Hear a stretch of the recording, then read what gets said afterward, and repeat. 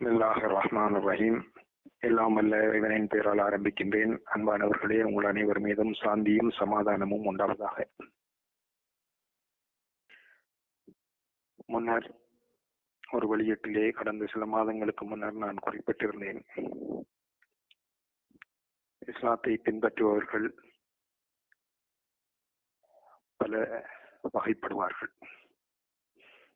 அதாவது பழைய இஸ்லாத்தை பின்பற்றுபவர்கள், இடைக்கால இஸ்லாத்தை பின்பற்றுபவர்கள், புதிய இஸ்லாத்தை பின்பற்றுபவர்கள், மிக புதிய இஸ்லாத்தை தற்போது பின்பற்றுபவர்கள் என்று இப்படி பிரித்து நோக்கலாம். இதிலே நபிகள் நாயகம் ஸல்லல்லாஹு அலைஹி வஆலிஹி அவர்களையும் அவர்களது குடும்பத்தினரையும் அந்த குடும்பத்தின் வழியிலே வந்த இமாம்களையும் பின்பற்றுபவர்கள் பழைய இஸ்லாத்தை பின்பற்றுபவர்களாக கணிக்கப்படுகின்றார்கள். அதன் பிற்பாடு சுன்னத்து வல் ஜமாத் 4 இமாம்களையும் கொள்கை வகுப்பாளர்களான அபுல் ஹசன் அஷரி, அபுல் ஹுசைன் முஹ்தசிலா என்ற 2 பேர், இந்த 6 பேரையும் பின்பற்றுபவர்கள் இடைக்கால இஸ்லாத்தை பின்பற்றுபவர்களாக கணிக்கப்படுவார்கள்.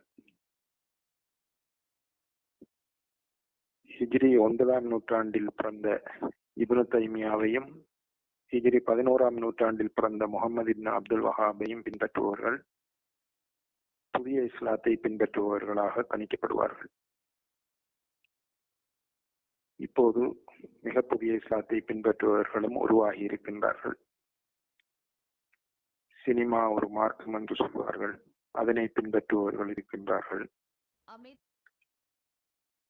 எந்த விடயத்தை எடுத்துக்கொண்டாலும் அதனை ஜோக்காக மாற்றி சிரித்துக் கொண்டிருப்பவர்கள் இருக்கின்றார்கள்.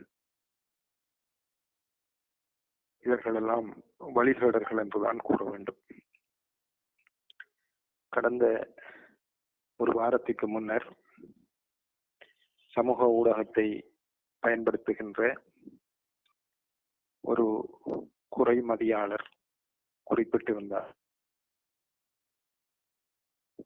பிதஅத்வாதிகளின் தலைவர் கொல்லப்பட்டார் என்று சொல்லி இமாம் காமனை அவர்கள் கொல்லப்பட்டதை கேவலப்படுத்தி குறிப்பிட்டிருந்தார்.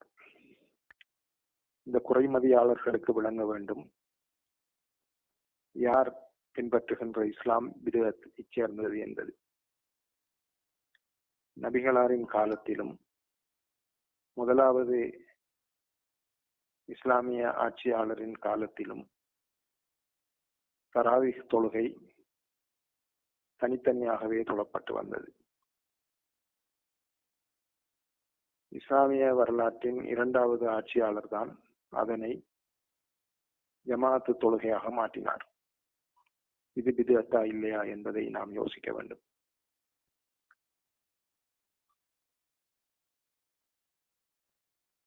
இந்த உமையா ஹலிஃபாக்களில் ஒருவர் தூங்கிக் கொண்டிருந்த போது அவர் சுபஹ் தொழுகை நேரம் கடப்பதற்கிடையில் அங்கு வந்த ஷைத்தான் அஸ்ஸலாத்து ஹைரும் மினன் நௌம், தூக்கத்தை விட தொழுகை சிறந்தது என்று குறிப்பிட்டதாக ஒரு சம்பவம் இருக்கின்றது. அப்போது திடுக்கிட்டு முழித்த அந்த ஹலீஃபா, என்ன கூறினாய் என்று நீ யார் என்று கேட்க, நான் ஷைத்தான் என்று சொன்னான். என்ன கூறினாய் என்று கேட்க, அஸ்ஸலாத்து ஹைரும் மினன் நௌம் என்று கூறினேன் என்று சொன்னான். இதை ஏன் நீ கூறுகின்றாய் என்று அந்த ஹலீஃபா கேட்டதற்கு, ஹலீஃபா அவர்களே, நீங்கள் தொழுகையின் நேரம் தவறியதன் பின் எழுந்து அழுதழுது தௌபா செய்வீர்களே, அதனை என்னால் தாங்கிக் கொள்ள முடியாது.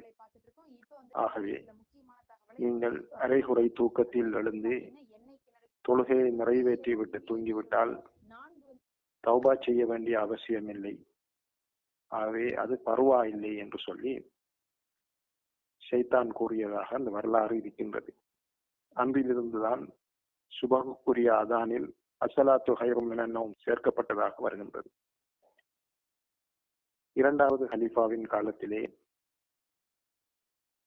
பாரசீகர்களை கைது செய்து அரச சபைக்கு கொண்டு வந்த போது பாரசீகர்கள் தங்களது ஊர் வழக்கப்படி ஹலீஃபாவுக்கு முன்னால் தங்களது நெஞ்சிலே இரு கைகளையும் வைத்து குனிந்து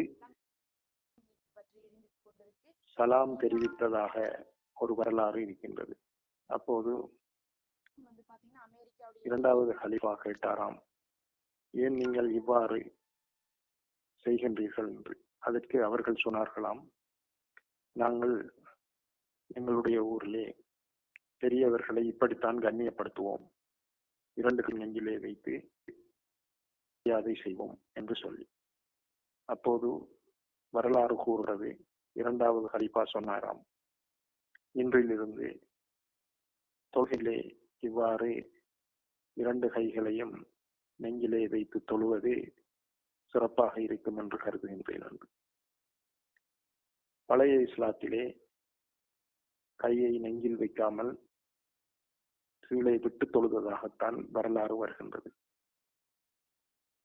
ஆகவே இப்படி பிதஅத் எங்கே தொடங்கியது என்பது நாம் அவதானிக்க வேண்டிய விஷயமாகும். எனவே யார் பிதஅத்வாதிகளின் தலைவர் என்பதை இந்த குறைமதியாளர்கள் புரிந்து கொள்ள வேண்டும். அடுத்ததாக, கடந்த 50 ஆண்டுகளுக்கு முன்னர் இருந்து சுமார் 15 ஆண்டுகளுக்கு முன்னர் வரை அல்லது 20 ஆண்டுகளுக்கு முன்னர் வரை எங்களுடைய நாட்டின் அரச பாடசாலைகளில் இஸ்லாம் பாடத்திற்கு அச்சிடப்பட்ட புத்தகம் சாந்தி மார்க்கம் என்ற பெயரிலேயே அச்சிடப்பட்டிருந்தது. அதனை இஸ்லாமிய கல்வியலாளரான பலீல் அவர்கள் எழுதியிருந்தார்கள். அந்த புத்தகத்திலே இமாம் உலகம் அழிவதற்கு அடையாளத்தில் ஒன்று இமாம் மஹ்தி அலைஹிஸ்ஸலாம் அவர்கள் வெளியாகுவது என்று குறிப்பிட்டிருக்கின்றார். இதே கருத்தை தான் பழைய இஸ்லாத்தை பின்பற்றுபவர்களும் கூறுகின்றார்கள். இந்த நூலின் ஆசிரியர் ஃபலீல் அவர்கள் இடைக்கால இஸ்லாத்தை பின்பற்றுபவர்களாக இருந்தாலும் அவர் இந்த விஷயத்தை இவ்வாறுதான் குறிப்பிட்டிருக்கின்றார். பின்னர் கடந்த 20 ஆண்டுகளுக்குள் அந்த சாந்தி மார்க்கம் என்ற புத்தகம் பாடத்திட்டத்தில் இருந்து அகற்றப்பட்டு இஸ்லாம் என்ற பெயரிலே அச்சிடப்பட்டு இஸ்லாம் பாடத்திட்டத்திற்குரிய புத்தகம் வெளியிடப்பட்டது. அதிலே இமாம் மஹ்தி அலைஹிஸ்ஸலாம் அவர்களை பற்றி குறிப்பிடும் போது புதிய இஸ்லாத்தை சேர்ந்த அந்த புத்தகத்தை எழுதியவர்கள் குறிப்பிட்டிருக்கின்றார்கள், இமாம் மஹ்தி அலைஹிஸ்ஸலாம் என்பது காதியானிகள் குறிப்பிடும் நபரோ அல்லது ஷியாக்கள் குறிப்பிடும் நபரோ அல்ல என்று. அப்போது கடந்த சில ஆண்டுகளுக்கு முன்னர் ஹிஜாஸிலே கல்வி கற்றுவிட்டு காத்தான்குடியிலே வசித்துக் கொண்டிருக்கின்ற ஒருவரிடம் நான் கேட்டேன், காதியானிகளும் ஷியாக்களும் ஒரே வகையாகத்தான் இமாம் மஹ்தி அலைஹிஸ்ஸலாம் பற்றி குறிப்பிடுகின்றார்களா என்று. அதற்கு அவர் சொன்னார், இல்லை, காதியானிகள் குறிப்பிடுகின்றார்கள் இமாம் மஹ்தி அலைஹிஸ்ஸலாம் வந்து மரணித்து விட்டார்கள் என்று சொல்லி. ஷியாக்கள் குறிப்பிடுகின்றார்கள் இமாம் மஹ்தி அலைஹிஸ்ஸலாம் பிறந்து மறைந்திருக்கின்றார்கள் என்று சொல்லி. இந்த இரண்டும் அல்ல, இமாம் மஹ்தி அலைஹிஸ்ஸலாம் புதிதாக பிறந்துதான் வருவார்கள் என்று இந்த புதிய இஸ்லாத்தை சேர்ந்த அந்த நபர் என்னிடம் குறிப்பிட்டார். அப்போது நான் அவரிடம் ஒரு கேள்வியை கேட்டேன், இமாம் மஹ்தி அலைஹிஸ்ஸலாம் மறைந்திருந்து வெளிவந்தால் அவர்களை நீங்கள் ஏற்றுக்கொள்ள மாட்டீர்களா என்று கேட்டேன். அதற்கு அவர் பதிலளிக்க முடியாமல் தடுமாறினார்.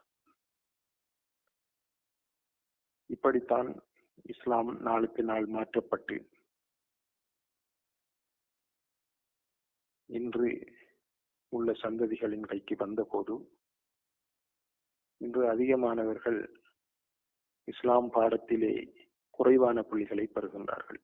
ஏனெனில் ஏனைய பாடங்களை விட